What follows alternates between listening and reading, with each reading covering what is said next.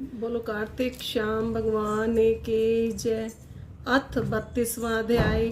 सूत जी कहते हैं कि ध्वजारोपण झंडी लगाना सब पापों को नाश करने वाला है। चारों वर्णों में से जो कोई भी भगवान के मंदिर में झंडी लगाता है वह ब्रह्मा आदि देवताओं से पूजित होकर विष्णु लोक को प्राप्त हो जाता है। नारद जी कहते हैं कि हे राजा पृथु, हम तुम्हें एक पुरातन इतिहास सुनाते हैं। पूर्व काल में सतयुग में सुमति नाम वाला एक चंद्रवंशीय राजा था।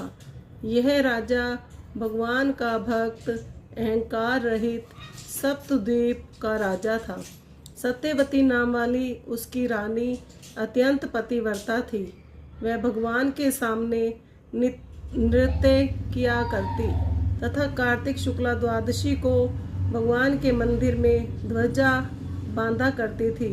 एक दिन राजा तथा रानी को देखने के लिए विभांडक ऋषि आए।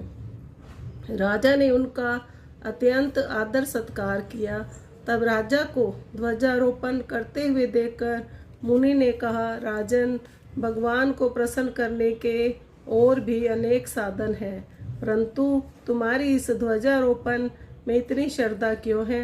राजा कहने लगा, हे मुने, एक अत्यंत अद्भुत आश्चर्ययुक्त इतिहास है जो मैं आपको सुनाता हूँ।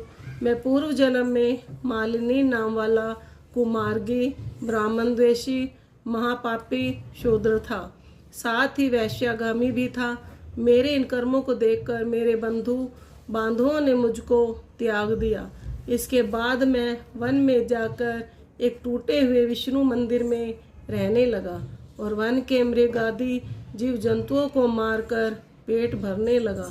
इसके पश्चात विंध्याचल पर्वत पर रहने वाली कोकिलनी नाम वाली निषाद की कन्या, जिसने अपने पति को मार दिया था, भूख से व्याकुल हुई, वहां पर आ गई और मेरे पास ही रहने लगी। संयोगवश कार्तिक शुक्ला द्वादशी के दिन हमने एक कपड़े को बांधकर उसकी झंडी सी बनाई और दोनों मदिरा पान करके उस झंडी जैसे कपड़े को ले विवल होकर सारी रात खूब नाचते रहे। सारी रात नृत्य करते रहने के कारण प्रातःकाल हम दोनों की मृत्यु हो गई। तब यमदूत हमें पाश में बांधकर मारते हुए यमराज के पास ले जाने लगे। उसी समय विष्णु भगवान के दूत विमान लेकर वहां पर आ गए और यमदूतों को धमकाते हुए बोले, तुम पापियों को यमपुरी ले जा सकते